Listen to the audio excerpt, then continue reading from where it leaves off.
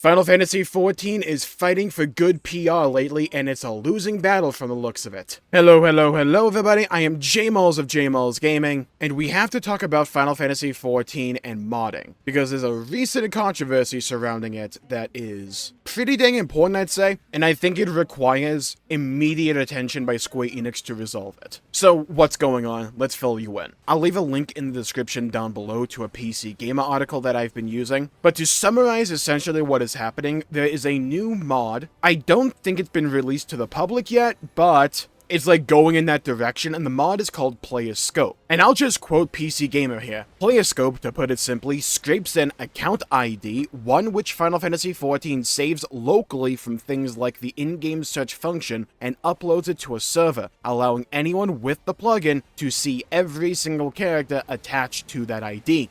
Put simply, a player with Player Scope installed can see every single alt you have. This hidden variable was changed from being character-wide to account-wide with Dawntrail, and the increased power of the blacklist function, as stated by a player who'd warned said subreddit about 6 months prior, who wrote, "One could make a tool that would log account IDs and match them with character names. With this database, it's obviously possible to figure out alt characters if they were never ever online." You may be going, well, Jmulls, what's the problem here? It's Final Fantasy XIV, who the heck even has alt characters? Why would you need them? Well, people want different things out of the game, but also, like, let's be frank here, and let's not sugarcoat it, it's an MMORPG. There's gonna be a lot of weird people out there that will actively stalk other players for any number of reasons. It's extremely creepy behavior, and the ideal scenario would be to simply be able to blacklist them or block them, and not have to deal with that person ever again. To my knowledge, the way it used to work in Final Fantasy XIV was that if you blacklisted someone, it only blacklisted that character, so if they just went onto an alt or something, well, you run into the same problem again. And if you try to escape that by playing an alt yourself, well, now because of this mod and because of the way the blacklist now works in Final Fantasy XIV, that's not a solution either anymore. Because you have this mod out there that isn't public yet, but I think is, like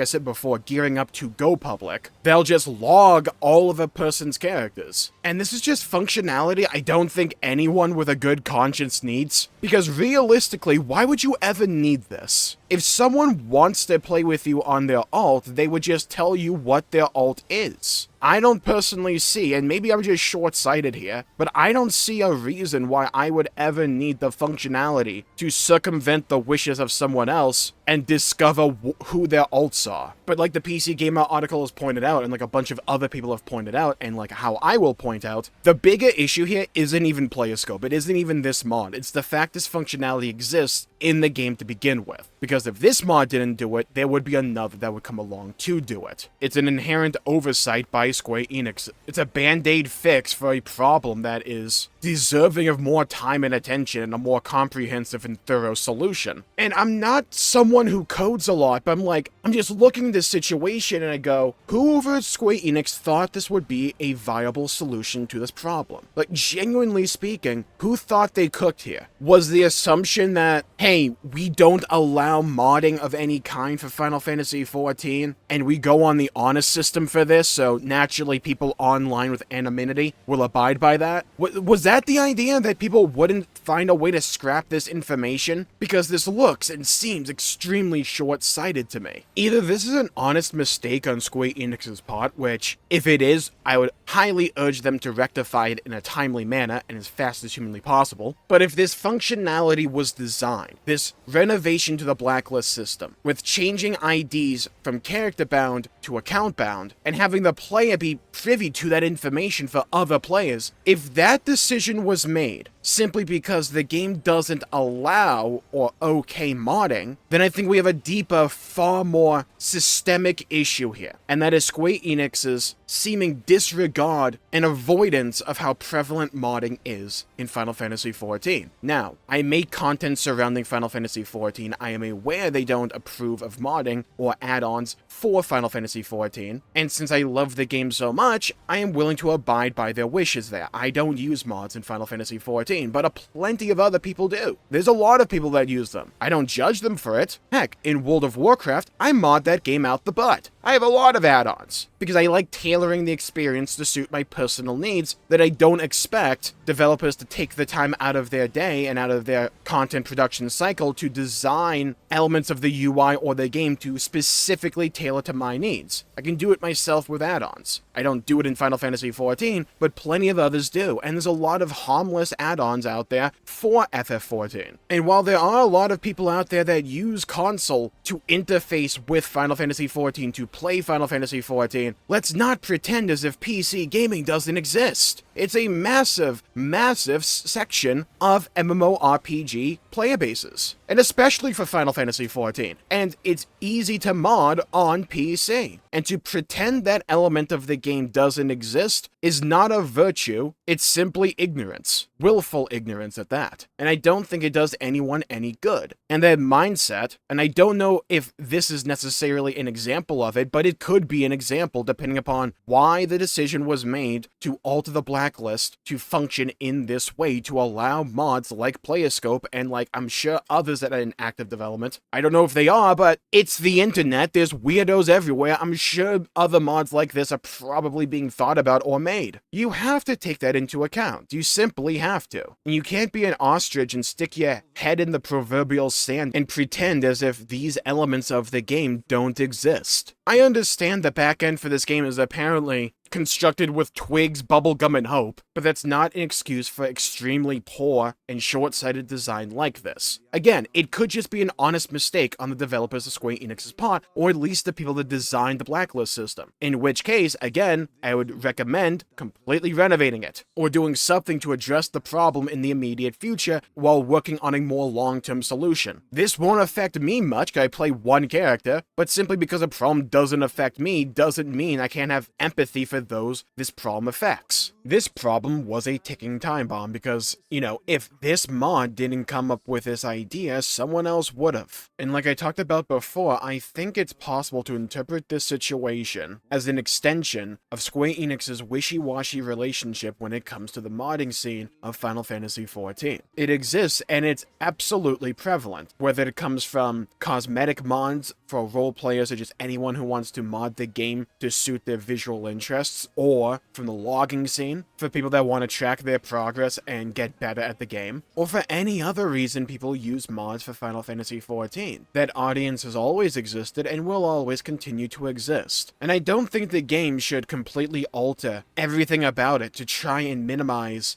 add-ons or mods as much as possible. I don't think the game should try and install an anti-cheat or anything like that to detect if someone wants to use a cosmetic mod or wants to use ACT or whatever. I think that's a foolish position to take. And while I understand some people's trepidation when it concerns embracing modding for Final Fantasy XIV and the idea or the fear that the game will go down the path World of Warcraft has gone down, of becoming more and more highly add-on dependent specifically on weak auras when it comes to World of Warcraft's case, I think logically speaking it's a foolish position to try and not design the game at all around the idea that people mod, because it ignores reality, just plain and simple. And there's a lot of people out there who have a better time playing Final Fantasy XIV because of the mods they utilize, that can be absolutely harmless to everyone else. Like, what business is it of mine if someone wants to download a mod that alters their character's appearance? Who cares? It's their game, it's their version. Play with it the way you want to that makes it better experience so long as it doesn't detract from mine. There's nothing wrong with that in my opinion, and this weird hear no evil, see no evil, do no evil like attitude Square Enix has concerning modding, I don't think is doing anyone any favors. And when you don't take mods in mind when designing this game and the various ways you provide information to the server or the client for each copy of Final Fantasy XIV, you can run into situations like this, where now people can make mods, make add-ons concerning that data that can just make other people feel wildly uncomfortable or just unsafe. And I don't think that's a position Final Fantasy XIV should ever have. Maybe there's some reason on the back end that proves this to be impossible, but I kind of doubt it. But again, I'm not a developer, it's possible. But I just don't see why the blacklist for Final Fantasy XIV can't just pretty much erase the person you're blacklisting from your experience in its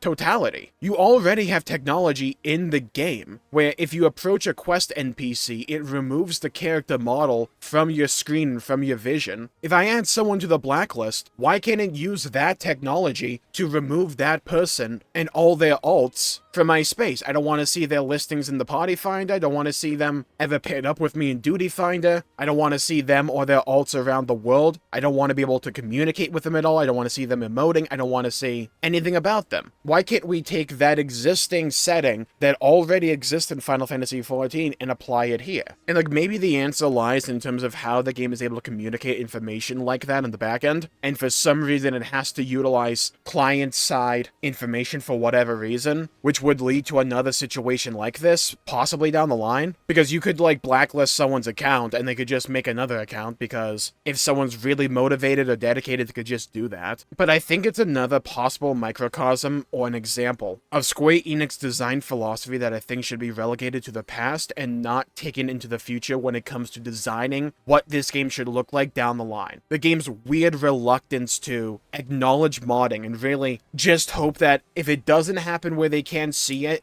nothing bad can happen. Well, we've arrived at a situation where something bad can happen now. And again, maybe it was just an honest mistake, because things like that can happen, even in a corporate environment like Square Enix. But I would then ask, why did the mistake happen? Was it because you didn't consider modding could do something with this information? Because that's also another issue leading to this overall point that I don't think Square Enix should just ignore the fact modding exists when it comes to implementing features like this. I would personally like to see them stop having a stick up their ass in regards to modding overall. There's a few things sure you can ban, but like the harmless stuff, even if someone gets caught, I don't see why we have to act as if they are gonna get banned or whatever. Like that one kid in the schoolyard who tattletaled on everyone who even ran for 5 feet. It is Square Enix's game, so they can do what they want with it and regulate it how they see fit, but I'm just saying, you can't just pretend that this game is solely a console game. The PC market is a massive slice of this pie. Modding is prevalent. It always has and always will be, and choosing to ignore it, or even accidentally ignoring it, can lead to embarrassing situations like this, that could become far more serious if these tools are put into the wrong hands. And with that, I think I'll call the video there for the day. Thank you all for tuning in. My pleasure making the video. Well, hopefully this gets rectified soon, in which case, then it is my pleasure to make the video. If you found this video helpful or you liked it, please leave a like and subscribe. It really helps the channel out and helps support future content, and I greatly appreciate it. Leave a comment down below with your thoughts on this overall situation and the state of modding in Final Fantasy XIV. I'd love to hear your thoughts, hear your opinions, and hear your perspectives. Stay safe,